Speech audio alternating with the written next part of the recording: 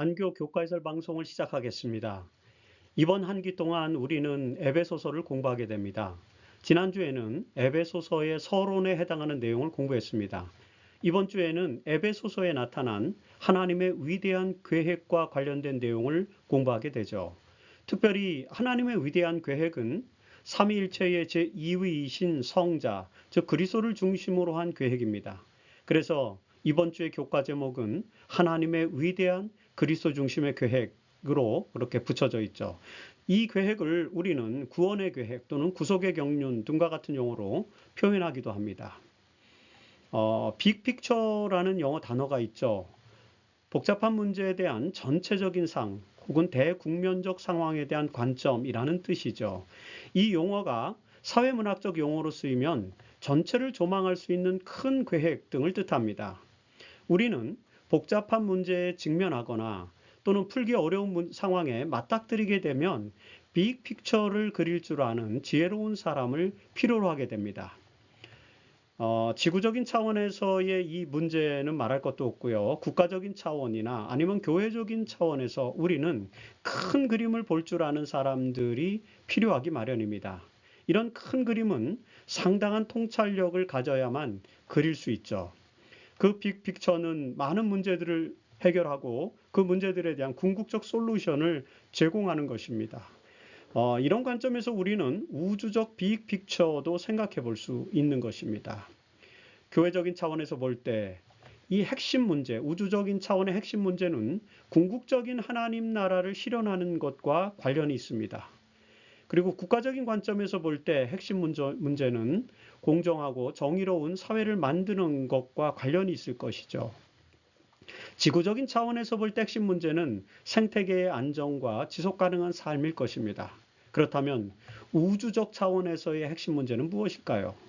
네, 그것은 바로 죄와 구원에 대한 하나님의 정의 문제가 아닐까요? 각각의 차원에서 발생하는 궁극적인 문제를 해결하기 위해서는 빅픽처가 필요로 됩니다. 그것은 우주적 차원에서의 문제도 마찬가지죠. 다행히 그 우주적 차원에서의 빅픽처는 하나님에 의해서 마련되었습니다. 그것도 신적 예지의 차원에서 창조 전부터 마련되었죠. 자, 이번 주에 우리는 그 우주적 차원에서의 하나님의 빅픽처, 즉 위대한 구원의 계획에 대해서 공부하게 될 것입니다. 에베소서에서 우리는 바로 그 하나님의 빅픽처를 확인할 수 있습니다. 바울에 의해서 에베소의 그리스도인 공동체에게 주어진 편지에서 우리가 읽을 수 있는 이 하나님의 빅픽처, 그것이 무엇인지 이제 함께 살펴보도록 하겠습니다. 에베소와 아시아에 있는 그리스도인 공동체에 보내는 편지의 첫 부분에서 바울은 그리스도인으로 사는 것이 얼마나 큰 축복인지에 대해서 큰 그림의 관점에서 설명해 주고 있습니다. 지난주에 잠깐 언급했던 것처럼 바울이 로마의 옥중에서 들은 에베소의 그리스도인 공동체는 바울의 투옥 소식과 같은 그런 복잡한 소식으로 인해서 신앙이 흔들리는 상태에 있었다는 것을 알게 됩니다. 자, 에베소의 그리스도인들은 세속적이고 이교적인 문화 속에서 그들의 신앙의 가치가 흔들리는 경험을 하고 있었던 것입니다. 이런 상황에서 바울은 이 세상에서 그리스도인으로서 사는 것이 얼마나 위대한 섭리에 의한 것인지를 설명해야 할 필요를 느꼈을 것입니다. 그래서 에베소서의 첫 번째 부분에서 그리스도인의 특권이 무엇인지를 빅픽처로 설명하는 것을 우리는 읽을 수 있는 것이죠. 이 빅픽처의 첫 번째 부분에서 바울이 말하고자 하는 것은 무엇일까요? 바울은 이 빅픽처를 통해서 우리가 그리스도인이 된다는 것은 하늘에 속한 영적인 축복을 받는다는 것을 의미한다는 점을 지금 강조하고 있습니다. 여러분, 에베소서 1장 3절에서 바울은 하나님, 곧 우리 주 예수 그리스도의 아버지께서 그리스도 안에서 하늘에 속한 모든 신령한 복을 우리에게 주시되라고 이렇게 강조하죠. 그리스도인들은 그리스도 안에서 하늘에 속한 영적인 축복을 받은 사람들이라는 것입니다. 여러분, 이 영적인 축복이 구체적으로 무엇인지를 바울은 이 에베소서 1장에서 세 가지로 설명을 합니다. 자, 첫째는 에베소서 1장 5절인데 거기에 보면은 자기의 아들들이 되게 하셨으니 라고 기록되어 있고요. 그리고 둘째는 에베소서 1장 7절에 있는데 은혜의 풍성함을 따라 그리스도의 피로 말미암아 속량 곧 죄사함을 받았으며 라고 이렇게 기록되어 있습니다. 그리고 셋째는 에베소서 1장 9절에 있는 말씀으로 지혜의 총명을 우리에게 넘치게 하사 그 뜻의 비밀을 우리에게 알리신 것이다 라고 이렇게 기록하고 있습니다. 자, 여러분, 그리스도인은 하나님의 자녀가 되는 것이며 그리고 죄사함을 받는 것이며 그리고 하늘의 뜻과 비밀을 아는 지혜와 총명을 얻는 영적인 축복을 받게 된다라고 하는 것이 바울이 에베소서 1장에서 첫 부분에서 강조하는 그런 내용이죠. 이런 영적인 축복은 세속적이거나 이교적인 축복과는 비교할 수 없는 그런 특권이라는 사실을 바울은 강조합니다. 그리고 이런 강조를 통해서 흔들리는 저 에베소 교인들의 믿음을 확고하게 잡아주고자 했던 것, 그것이 바로 에베소서의 기록 목적이다라고 우리는 볼 수 있습니다. 여러분, 이 에베소 교인들처럼 흔들리는 우리의 믿음도 만일에 이러한 하늘의 영적인 축복을 생각한다면 우리는 그런 영적인 축복을 통해서 다시 한번 우리의 믿음이 굳건해질 수 있지 않을까요? 이런 그리스도인의 특권, 즉 영적인 축복은 창세전부터 이미 예정된 것이었다고 바울은 설명합니다. 자, 여기서부터 이제 바울이 말하는 하나님의 빅 픽처, 큰 그림이 등장하는 것이죠. 여러분, 에베소서 1장 4절로 5절에 보면은요, 곧 창세전에 그리스도 안에서 우리를 택하사 그 기쁘신 뜻대로 우리를 예정하사라고 이렇게 기록하고 있죠. 사실 이런 표현은 9절에도 나오고 11절에도 나옵니다. 에베소서 1장 9절에서도 그리스도 안에서 때가 찬 경륜을 위하여 예정하신 것이니라는 설명이 있고요. 그리고 11절에서도 모든 일을 그의 뜻에 결정대로 일하시는 이의 계획을 따라 우리가 예정을 입어라고 이렇게 기록합니다. 자, 하나님께서 우리에게 약속하신 하늘에 속한 영적인 축복들은 사실상 창세전부터 아들 하나님을 통해서 이미 예정된 빅 픽처, 큰 그림이었다는 사실을 바울은 지금 강조하는 것입니다. 사실 이 말씀들은 루터와 칼뱅의 예정론 신학의 기초가 된 그런 말씀들이기도 하죠. 그러나 여러분, 여기서 바울이 말하는 그 예정이라는 용어는 사실상 예지, 하나님께서 미리 아심의 차원에서 사용된 것임을 우리는 알게 됩니다. 여러분, 바울의 편지에서 예정이라는 단어를 바울은 5번 사용하고 있습니다. 그래서 로마서 8장 29절과 로마서 8장 30절, 그리고 고린도전서 2장 7절, 그리고 에베소서 1장 5절, 그리고 에베소서 1장 11절과 같은 곳에서 이 예정이라는 단어가 사용되어 있습니다. 그런데 로마서 8장 29절에 보면 하나님이 미리 아신 자를, 그러니까 예지에 따라서 미리 아신 자를 미리 정하셨으니, 예정하셨으니 라고 이렇게 기록함으로써 이 바울이 말하는 예정이라는 개념이, 즉 하나님의 빅 픽처를 통해서 정하신 그런 예정이라는 개념이 하나님의 예지의 차원에서 이루어진 것이라는 사실을 우리는 이제 문구를 통해서, 이 말씀을 통해서, 텍스트를 통해서 알 수 있게 되는 것입니다. 아무튼 바울은 그리스도인이 된다는 것은 그저 단순한 결정이 아니라 하나님의 예지의 차원에서 마련된 예정된 섭리에 따른 결과, 즉 하나님의 빅 픽처, 큰 그림의 결과라는 점을 지금 강조하고 있는 것입니다. 이 말은 우리가 그리스도인이 되었다는 것은 단순한 결정이 아니라 우주적 차원의 섭리에 의한 것이었다는 점을 강조하는 것임을 우리는 알게 되는 것이죠. 이처럼 창세전부터 마련하신 하나님의 큰 그림에 따라서 그리스도인들은 그리스도 안에서 선택되었고 그리고 하나님의 자녀로 받아들여졌다는 것, 이것이 바로 바울이 에베소 교인들에게 말하고자 하는 내용의 핵심인 것이죠. 우리는 모두 하나님의 큰 그림 속에서 그리스도인이 된 것입니다. 여러분, 이것보다 더 큰 특권이 있을까요? 그래서 바울은 이 하나님의 큰 그림을 설명하면서 에베소와 아시아에 있는 교인들에게 그리스도인이 된 특권을 절대로 잃어버려서는 안 되며 절망해서도 안 되고 낙심해서도 안 된다는 사실을 강조하기 위해서 이 에베소서를 기록했다는 사실을 우리가 기억하는 것은 매우 중요한 것입니다.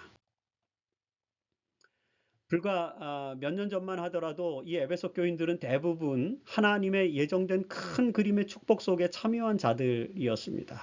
그렇죠? 그들은 사실은 그런 축복에 참여한 자들은 원래는 아니었었어요.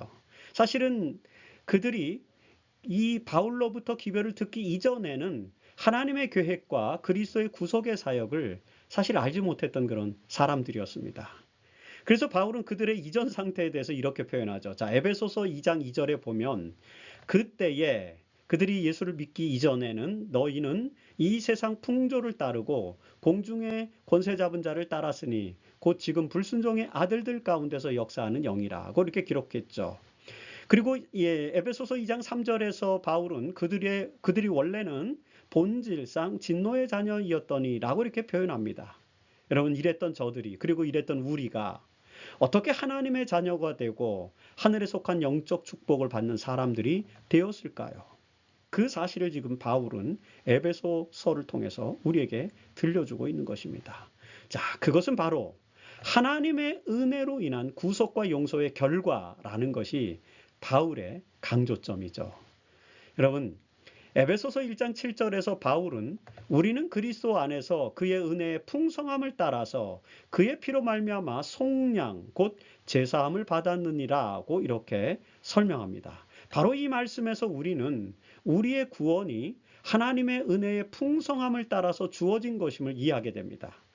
그리고 여러분, 우리를 구원하시는 하나님의 은혜에는 두 가지 측면이 포함되어 있음을 이 구절을 통해서 알 수 있죠. 그 두 가지 측면이 뭡니까? 첫 번째, 속량이라는 측면입니다. 사실 이 단어는 헬라어로 아폴루트로시스라고 하는 그런 단어인데 신약에서는 약 10번 정도 사용되어 그런 단어입니다. 이 단어를 우리말로는 속량이라고 번역했어요. 그런데 영어로는 redemption으로 그렇게 번역되죠. 이 단어는 성경에서 속죄와 관련된 몇 가지 단어 중에 하나입니다. 일반적으로 신약에서 속죄와 관련된 그런 단어가 여러 가지가 있는데 그 중에는 이제 힐라스모스, 화목제물로 번역되고 영어로는 프로피티에이션으로 번역되는 그런 단어입니다. 그리고 소테리온, 구원이라는 뜻인데 영어로는 살베이션이라는 단어로 번역됩니다. 그리고 루트론이라는 단어도 있는데 헬라어로 이 단어를 우리말로는 대성물로 번역됐는데 영어로는 랜섬입니다. 사실 다시 말해서 속전이죠. 속전, 돈입니다. 속하기 위해서 지불되는 돈, 그것이 루트론이죠. 그리고 네 번째가 이 루트로시스, 즉 속죄라는 단어인데 이 단어는 리뎀션 등으로 번역되는 것입니다. 이런 단어들이 있습니다. 여러분, 이 단어들은 서로 다른 뉘앙스를 가지고 있지만 구약의 제사 제도를 통해서 속죄함을 받는 여러 국면들을 사실 입체적으로 설명해주는 그런 단편적 용어들입니다. 여러분, 이런 단어들 중에서 에베소서 1장 7절에서 바울이 사용한 단어는 바로 루트로시스라는 단어이죠. 그래서 이 단어를 우리말로는 속량이라고 번역했고 사실 영어 번역본에는 리뎀션으로 번역됐습니다. 이 단어의 의미는 값을 지불함으로써 속박에서 자유롭게 되는 것을 의미합니다. 사실 이 단어는 그리스도께서 우리의 죄값을 지불하심으로 말미암아 우리가 죄의 속박에서 벗어나 구원받았음을 설명하는 그런 단어인 것이죠. 따라서 우리를 구원하시는 하나님의 은혜의 첫 번째 측면은 우리의 죄값을 지불하신 분, 그래서 우리의 죄값이 지불되었다라는 그런 의미를 갖고 있는 속량이라는 단어로 설명한 것입니다. 바로 이 단어는 그리스도의 피로 대신 우리의 죄값이 지불되었기 때문에 우리의 죄가 대속받았다라는 그런 대속적 은혜를 설명하는 그런 단어인 것입니다. 자, 우리의 죄값을 위해 그리스도는 값비싼 대가를 치르셨다는 것이죠. 그래서 우리의 구속은 값비싼 구속이라고 말하는 것입니다. 그 단어가 바로 루트로시스로 기록되어져 있기 때문에 우리는 그런 의미를 여기서 발견할 수 있는 것입니다. 그리고 둘째 국면은 죄사함이라는 측면이죠. 우리의 죄값이 지불되었기 때문에 우리는 죄사함을 받았다는 것입니다. 여러분, 그런데 여기서 사용된 이 죄사함이라는 단어는 헬라어로는 아페시스이죠. 이 아페시스라는 단어는 우리말로는 죄사함으로 번역되지만 사실 영어로는 forgiveness로 번역됩니다. 즉 용서라는 단어로 번역되는 것입니다. 다시 말해서 우리가 하늘로부터 받은 영적 축복은 죄의 용서를 받은 것을 의미하는 것입니다. 여러분, 성경에서 용서라는 이 단어는 사법적이면서 심리적이면서 관계적인 차원을 모두 포함하는 그런 아주 포괄적인 용어입니다. 자, 사법적 차원에서 용서란 죄 사함을 의미하는 것이죠. 죄를 사함 받았다라는 것을 의미하는 것이죠. 그리고 심리적 차원에서 용서란 죄책감, 이 guilty, 죄의식으로부터 벗어나는 것을 의미하는 것입니다. 그래서 우리가 하나님께로부터 그리스도의 피의 공로로 대속함으로 속량됨으로 용서함을 받았다. 이런 표현에서는 우리 마음속의 죄책감, 이 guilty 의식으로부터도 벗어나는 것을 의미하는 그런 심리적인 차원까지 포함된 것입니다. 그리고 또 관계적인 차원이죠. 이 관계적인 차원에서 용서란 하나님과 우리 사이에 완전한 화해를 이루었음을 의미하는 것이죠. 이처럼 여기 표현된 죄사함이라는 이 단어 즉 아페이시스는 용서를 말하는 것이고 그 용서란 사법적으로 그리고 심리적으로 그리고 관계적으로 죄의 문제가 완전히 해결되는 것을 의미하는 것입니다. 여러분, 바울은 에베소 교인들에게 이 놀라운 구속의 의미를 지금 설명하고 있는 것입니다. 이 말씀 속에서 에베소서 1장 7절에서 이런 의미를 이해할 때 우리는 에베소서 1장 7절 즉 우리는 그리스도 안에서 그의 은혜의 풍성함을 따라 그의 피로 말미암아 속량 곧 제사함을 받았느니라는 이 내용이 얼마나 은혜스럽고 풍성한 내용인지를 분명하게 이해할 수 있게 되는 것입니다. 우리는 그리스도 안에서 하나님의 은혜로 값비싼 구속을 받았고요. 그리고 그 구속은 아낌없는 용서의 축복으로 주어진 것이다. 그래서 이 안교 교재의 저자가 어떻게 제목을 붙였어요? 값비싼 구속, 아낌없는 용서라고 제목을 붙이게 된 것입니다. 이 내용을 잘 이해하게 되기를 바랍니다. 인간을 구원하기 위한 하나님의 이 속량과 죄사함의 계획은 사실 하나님의 빅픽처, 큰 그림에 잘 나타나고 있는 것입니다. 우리는 이제 화요일 소지에서 하나님의 위대한 그리스도 중심의 계획이라는 이 소제목으로 그 하나님의 구속의 큰 그림을 한번 살펴보게 됩니다. 자, 그 그림은 여기 에베소서 1장 9절에서 나타납니다. 그 구절은 이렇게 표현되죠. 그 뜻의 비밀을 우리에게 알리신 것이요. 그의 기뻐하심을 따라 그리스도 안에서 때가 찬 경륜을 위하여 예정하신 것이니. 사실 여러분 직관적으로 여러분 이 말씀을 읽을 때 이 말씀이 무슨 의미인지가 바로 직관적으로 와닿지는 않죠. 그런데 여러분 이 구절을 잘 분석해 보면 우리는 이 구절에서 하나님의 큰 그림과 관련된 세 가지 표현을 읽을 수가 있습니다. 자, 첫째는 그의 뜻에 내포된 비밀이라는 이 표현이죠. 여기서 사용된 비밀이라는 이 단어는 헬라어로 미스테리온입니다. 사실 이 단어에서 미스테리가 왔죠. 이 단어는 사실 하나님과 그의 백성들 사이에만 알려진 비밀 의뢰, 신비 의뢰와 같은 그런 것들을 의미하는 단어입니다. 자, 하나님은 당신의 뜻에 내포된 비밀을 우리에게 알려주셨다는 것입니다. 그분의 뜻은 사실 인간을 구원하려는 의지를 말하는 것이며 그리고 그분의 그런 구원의 의지는 구속의 경륜이라는 종교적 의례에 포함되어 있는 것이죠. 그래서 우리는 그분의 이 구속의 경륜이 아담의 가죽옷으로부터 아벨의 제단 그리고 구약의 속죄제도, 제사제도를 통해서 이렇게 알려졌고 그리고 그 모든 제도가 결국엔 그리스도의 십자가로 성취되는 것, 이것이 모두 다 미스테리온인 것입니다. 이처럼 하나님의 구원의 의지에 내포된 이 구속의 경륜은 그리스도인들에게 그것이 미스테리온이지만 그리스도인들에게는 상세하게 알려졌다고 바울은 강조하는 것입니다. 여기에서 하나님의 빅픽처, 구원의 큰 그림에 대한 섭리가 나타나는 것이죠. 자, 그리고 이 에베소서 1장 9절의 두 번째 표현에서 우리는 그의 선한 의도라는 그런 표현을 읽게 됩니다. 사실 뭐 우리말 성경에는 그 기쁘심을 따라라고 이렇게 번역되었거든요. 근데 사실 이 표현은 헬라어로 유도키안이라는 단어를 썼는데, 이 유도키안이라는 단어는 good pleasure 또는 선한 의도로 이렇게 번역할 수 있습니다. 인류를 구원하시는 하나님의 구원의 계획이 하나님의 선한 의도에 따라 세워진 것이다 라는 그런 의미를 우리에게 알려주는 것이죠. 우리가 잘 아는 것처럼 스가랴서 6장 13절에 보면은 성부 하나님과 성자 하나님 이 두 사이에 평화의 의논이 있으리라는 그런 예언을 읽게 되죠. 바로 이 평화의 의논은 하나님이 이 평화의 의논을 통해서 성자 하나님과 성부 하나님과 성령 하나님이 평화의 의논을 통해서 구원의 계획을 세우셨다는 것으로 우리는 그 예언을 설명합니다. 이 구원의 계획이란 아들 하나님께서 인류의 죄를 대속하기 위해서 성육신하시는 계획을 말하는 것이죠. 그리고 바로 이런 계획은 하나님의 선한 의도, 즉 평화의 의논에 따라서 수립된 것이라는 것입니다. 바로 이것을 바울이 말하는 것이죠. 이처럼 에베소서 1장 9절에 그의 기뻐하심을 따라라는 이 표현 속에는 이런 신학적 의미가 담겨져 있다는 것을 우리는 이해해야 됩니다. 그리고 셋째, 때가 찬 경륜이라는 표현이 또 나오죠.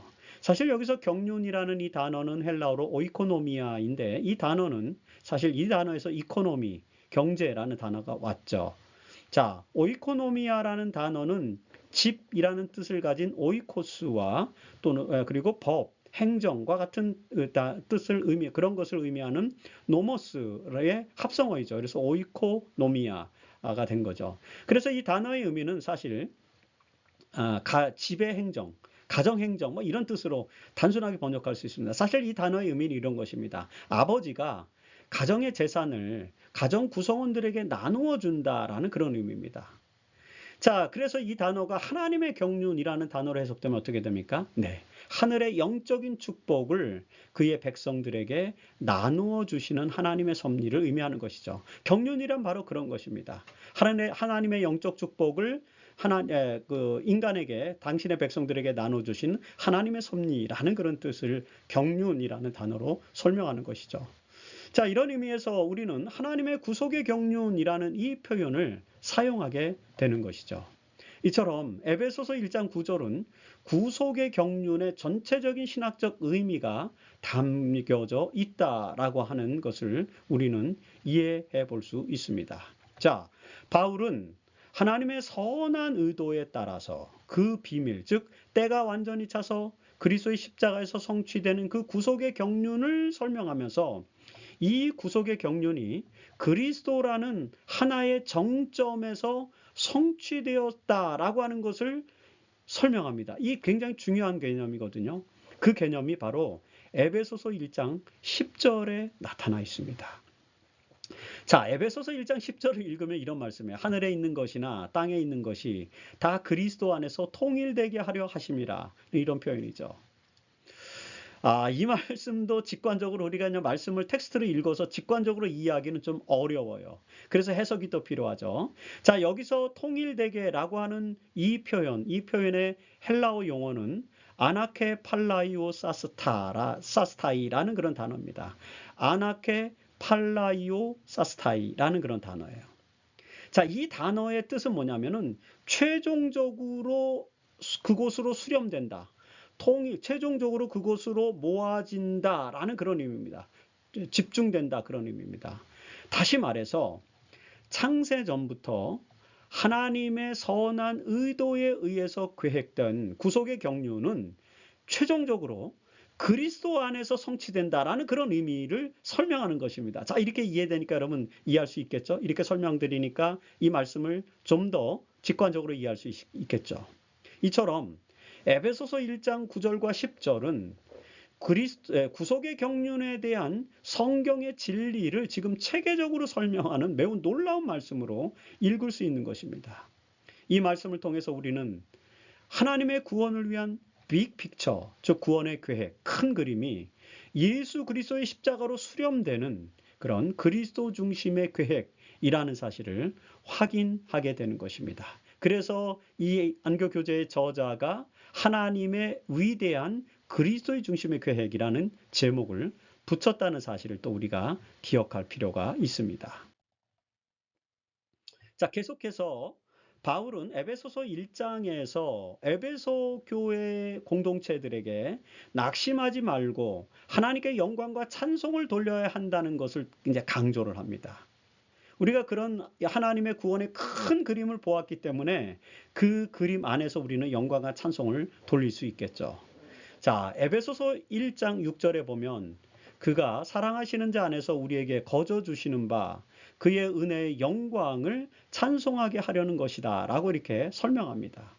자, 그리스도인들이 하나님의 값비싼 구속과 또 아낌없는 용서의 은혜를 받았기 때문에 그 은혜로 인해서 이제 찬송하면서 기쁨으로 살아가야 한다는 그런 말씀이죠.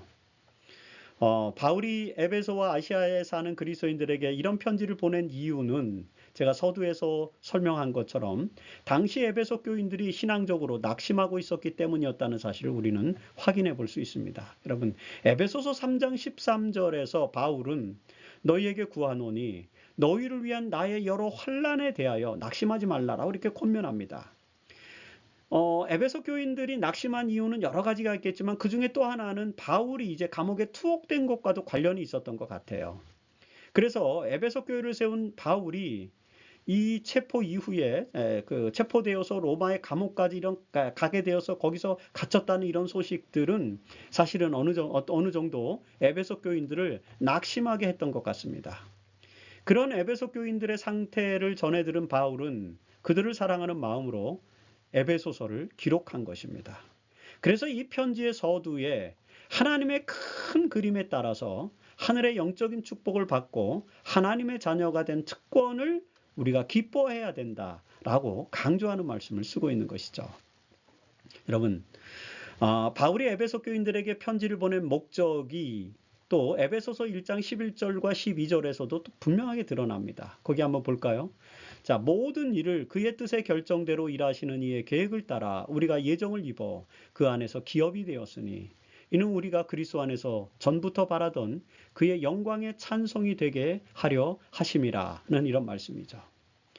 자, 여러분, 이 말씀이 의미하는 바는 좀 복잡한 것 같아도 굉장히 선명합니다. 이런 말씀이에요. 하나님의 빅 픽처에 나타난 구원의 계획에 따라서 우리가 그리스도 안에서 선택을 받았기 때문에 우리는 그분의 영광을 찬송하는 삶을 살아야 한다. 그런 말입니다. 사실 이 말씀은 에베소서 1장 14절에서 15절에서도 반복되거든요. 이런 말씀들을 여러분 잘 이해할 수 있겠죠. 그런데 이 말씀에 바울은 아주 특별한 개념을 포함시키고 있습니다. 그것은 바로 우리가 예정을 입어서 그 안에서 기업이 되었으니라는 이런 표현입니다. 자, 여러분, 여기서 기업이 되었다는 이 표현은 무엇을 말하는 것일까요? 에베소 1장에는 기업이라는 단어가 3번 등장합니다. 이 표현이 3번 등장하죠. 자, 에베소서 1장 11절은 우리가 읽었습니다. 그 외에도 에베소서 1장 14절과 18절에 보면은 14절에서는 기업의 보증이 되사 이런 표현이 나오고요. 18절에는 기업의 영광의 풍성함이라는 이런 표현이 등장합니다. 자, 여기서 기업이라는 이 단어는 헬라어로 클레로노미아라고 하는 단어인데 이 단어는 유업, 즉 유산 상속과 같은 그런 의미입니다. 다시 말해서 우리는 하나님의 큰 그림에 따라서 그리스도의 죽음으로 인해서 그분의 유업을 상속받게 되었다라는 그런 의미입니다. 자, 이해가 되시죠? 자, 바울은 지금 에베소 교인들에게 그리스도인이 된다는 것의 의미에 대해서 아주 중요한 개념을 설명해 주고 있는 것입니다.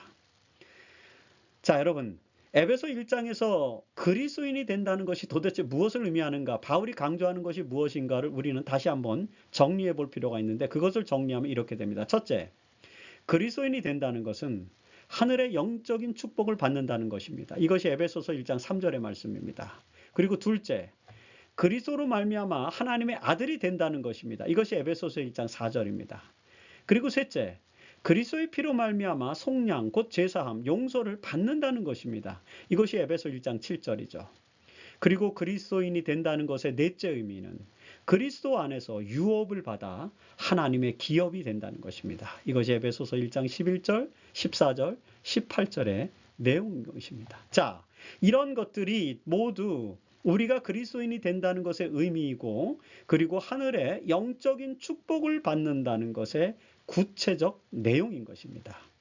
자, 여러분들이 그리스도인이 된다는 것은 바로 이런 축복을 받는다는 것이죠. 그러므로 우리는 어떻게 해야 됩니까? 우리 주 그리스도의 하나님 아버지께 찬송을 돌리는 삶을 살아야 한다라고 하는 것이죠. 이것이 지금 바울이 말하고 있는 바인 것입니다. 이런 바울의 호소가 우리에게도 적용되어서 우리도 구원받은 하나님의 자녀로서 하늘의 유업을 받은 자들로서 찬양하는 삶을 살게 되기를 간절히 바랍니다. 이것이 바로 수요일 소지의 핵심 내용인 것입니다. 그렇다면 여러분, 우리가 하나님의 빅픽처에 따라서 하나님의 자녀가 되고, 그리고 그분의 유업을 상속받은 자가 되었다는 이 사실을 어떻게 확신할 수 있을까요? 우리가 구원을 받아 하나님의 자녀가 되는 과정, 이런 것들은 어떻게 전개되는 것일까요? 이 내용이 바로 목요일 소지의 내용에서 살펴볼 내용인 것입니다. 우리는 에베소서 1장 13절로 14절에서 기독교 구원론의 정수를 보게 되는데요. 이 에베소 1장 13절로 14절에서 기독교 구원론에 있어서 구원의 서정이라고 알려진 그런 과정을 우리는 살펴보게 됩니다. 우선 이 말씀을 한번 읽어볼까요? 이 말씀은 이렇습니다. 그 안에서 너희도 진리의 말씀 곧 너희의 구원의 복음을 듣고 그 안에서 또한 믿어 약속의 성령으로 인치심을 받았으니 우리는 기업의 보증이 되사 그 얻으신 것을 속량하시고 그의 영광을 찬송하게 하려 하심이라. 이런 말씀이죠. 자, 이 말씀 가운데에 소위 기독교 구원론에 있어서 구원의 서정, 구원의 이 서사구조, 역사적인 단계, 과정, 이런 것들이 들어있다는 사실을 우리는 발견하게 됩니다. 그 내용을 살펴보겠습니다. 먼저 우리의 구원은 진리의 말씀 곧 구원의 복음을 듣고 라고 하는 그런 표현에서 시작된다는 것입니다. 여러분, 우리가 구원을 받기 위해서는 반드시 진리의 말씀, 즉 구원의 복음을 들어야 됩니다. 그런데 우리가 이 하나님의 구원의 진리의 말씀을 듣고 또는 구원의 복음을 들어야 하는데, 이런 과정이 복음을 알지 못하는 사람들이 자기 스스로의 의지로 그것을 할 수 있을까요? 복음에 대한 내용을 전혀 알지 못하고 그리스도에 대한 것을 전혀 알지도 못하는데 어떻게 진리의 말씀, 즉 구원의 복음을 들을 수 있겠습니까? 그들 스스로의 의지로는 할 수 없죠. 그래서 우리가 하는 것이 아니라 하나님이 성령을 통해서 모든 인간의 마음속에 역사하셔서 이 진리의 말씀, 즉 구원의 복음을 들을 수 있게 해주신다는 것을 우리는 여기서 깨닫게 되는 것입니다. 바로 이런 과정을 일컬어서 존 웨슬리 신학에서 선행 은총이라는 말을 씁니다. 우리가 그리스도를 받아들이기 전에 먼저 성령의 은총이 우리의 마음속에 역사하셔서 먼저 역사하셔서 그 진리의 말씀과 구원의 복음을 들을 수 있도록 우리를 인도해 주신다는 것, 이것이 선행 은총이라는 뜻입니다. 여러분, 그래서 바울은 로마서 5장 8절로 9절에서 이렇게 말했습니다. 우리가 아직 죄인 되었을 때에, 그쵸? 선행적으로 그리스도께서 우리를 위하여 죽으심으로 우리가 그의 피로 말미암아 의롭다 하심을 받았으니.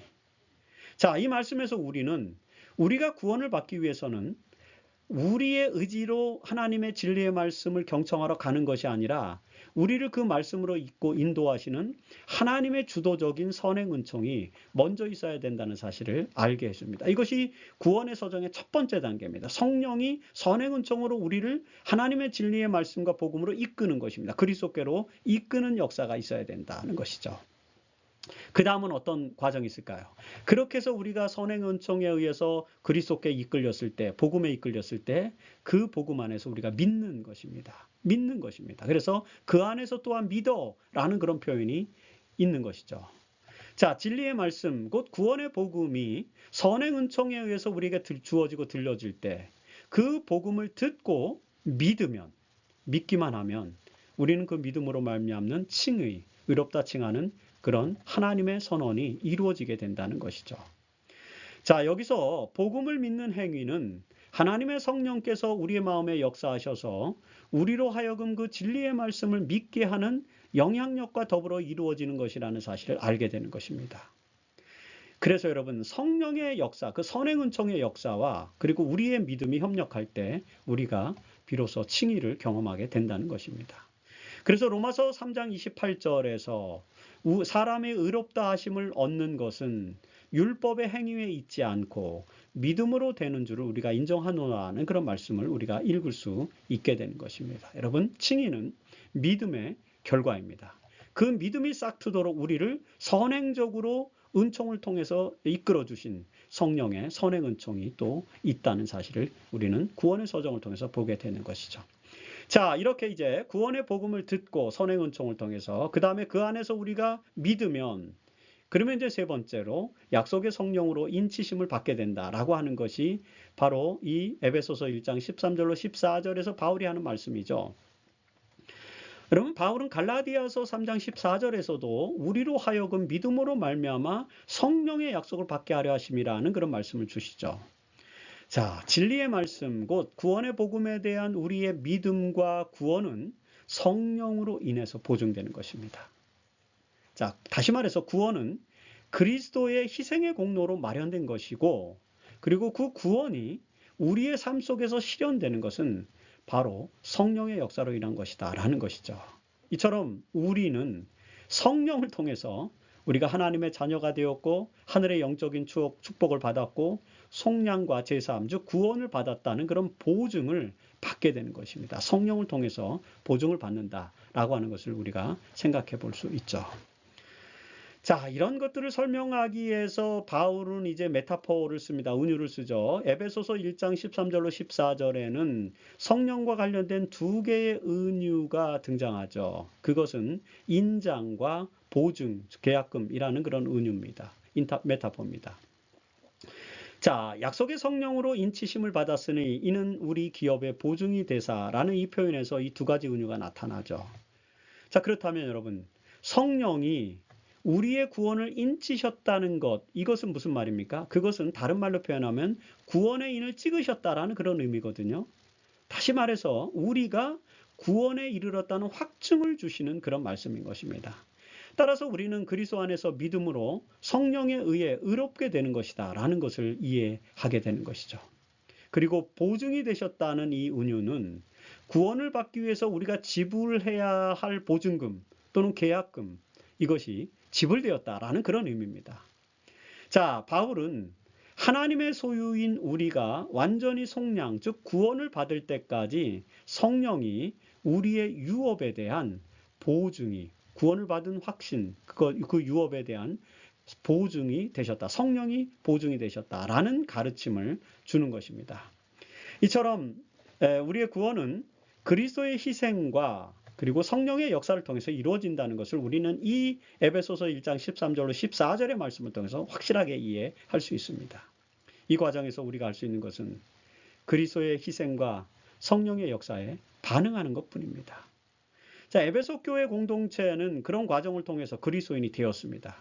그래서 그들은 이 구원의 놀라운 역사에 대해서 항상 기뻐하며 찬송해야 한다는 것이 바울의 말씀입니다.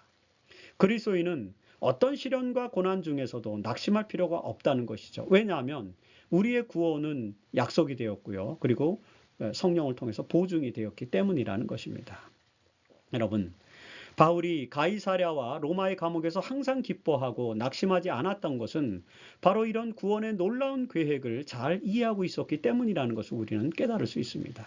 그리고 그런 하나님의 위대한 계획을 에베소 교회 공동체도 깨닫고 낙심하지 말도록 이 편지 에베소서를 기록했다는 것을 우리는 또 확인하게 되는 것이죠. 그래서 이 편지는 에베소서는 21세기를 사는 우리 그리스도인들에게도 사실은 위로와 소망이 되는 것입니다. 왜요? 우리도 이 하나님의 빅픽처, 즉 놀라운 그리스도 중심의 계획을 이해하고 그리고 우리의 구원의 보증이 되시는 성령 안에서 낙심하지 말아야 하기 때문인 것입니다. 이것이 바로 이번 주 교과에서 우리가 배워야 할 중요한 교훈이라는 것입니다. 이제 이번 기 교과를 엘렌 화이트 팟캐스트의 글을 읽음으로써 마무리해 보도록 하겠습니다. 증언복음 3권 30페이지에서 화이트 부인은 이렇게 권면하죠. 하나님께서는 순종하는 그 자녀들이 당신의 축복을 주장하면서 찬양과 감사로 그 앞에 나오기를 원하신다. 하나님은 생명과 능력의 원천이시다. 그는 당신의 계명을 지키는 백성들을 위해서 광야를 변하여 열매가 가득한 옥터가 되게 하실 수도 있으시다. 이것이 그 이름의 영광이 되기 때문이다. 그는 자기의 택하신 백성들을 위해서 그들의 심령이 감사로 벅찰 만큼 일하셨는데도 찬양이 그처럼 적은 데 대하여 슬퍼하신다. 그리스도인들은 하나님의 축복을 주장하면서 찬양과 감사의 삶을 살아야 합니다. 하나님은 우리가 그렇게 할 수 있도록 우리에게 은총을 베풀어 주십니다. 큰 그림으로 우리를 구원하시는 하나님의 사랑과 그 하나님의 역사하심에 우리는 찬양과 감사로 보답해야 됩니다. 그것이 바로 그리스도인들의 삶의 자세가 되어야 한 그런 모습이라고 그렇게 화이트 부인은 설명하고 있는 것입니다. 여러분, 에베소 교인들처럼 낙심하지 말고 바울의 가르침에 힘입어 찬양과 기쁨의 삶을 살아가는 모든 성도들이 되시기를 간절히 바라면서 이번 주 교과 해설 방송을 마치겠습니다.